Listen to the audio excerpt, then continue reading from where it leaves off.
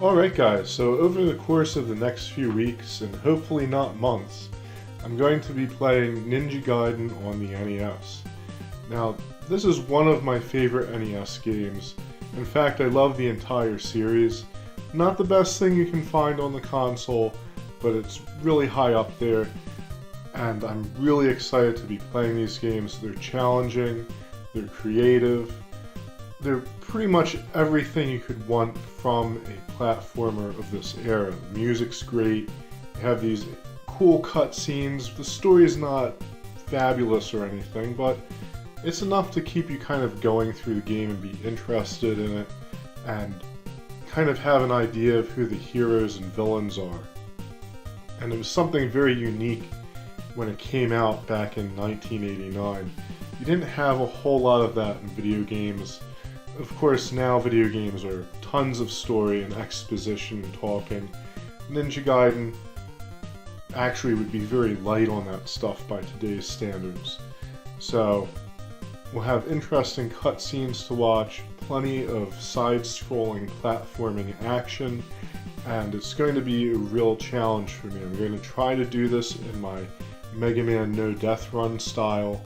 I can't guarantee that I'm going to play the whole game through like that, because the final level is a doozy.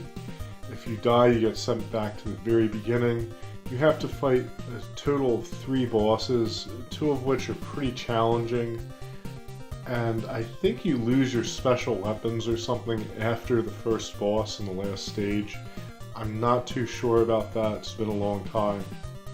But at any rate, I have my work cut out for me, so I can't make any promises that it's going to be a perfect no-death run. I might die in the last level, because they do kind of give you a break. If you get to the last boss, beat one of its forms, and die, if I recall correctly, when you go back up to the boss fight, you just fight the next form. I'm not too sure about that either, but at any rate, this is going to be quite a let's play.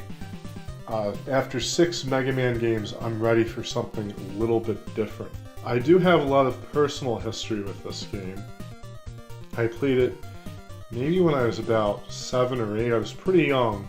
I remember one of my friends had it, and we didn't know what the hell to do. It was so different from something like Super Mario Brothers. I remember getting stuck on the wall, not being able to jump off of it. We would run out of time, and we'd die, and this was all in the first level. And there's a very sharp difficulty spike as the game progresses. The second level is a hell of a lot harder than the first.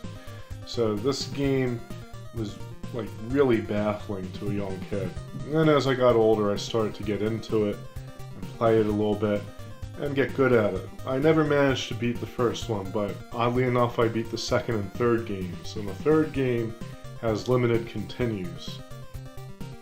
I think part of it was I got frustrated with the final stage and would just kind of quit after a while. But this time I'm going to stick with it, and I'm also going to write a walkthrough for it, because I've looked around, there's not a whole lot. I was very surprised. I thought people would have written quite a few for Ninja Gaiden, considering its difficulty, but they haven't. So, you know, I'll write a walkthrough for it, explain some of the tricks of the trade if you want to beat Ninja Gaiden, because I do know a lot about the game even though I haven't completed it, and hopefully make something that's pretty useful and helpful. So thank you so much for watching, guys. In the next episode we'll see Stage 1, and until next time, good luck and happy gaming. Oh, by the way, the intro video will play right after this.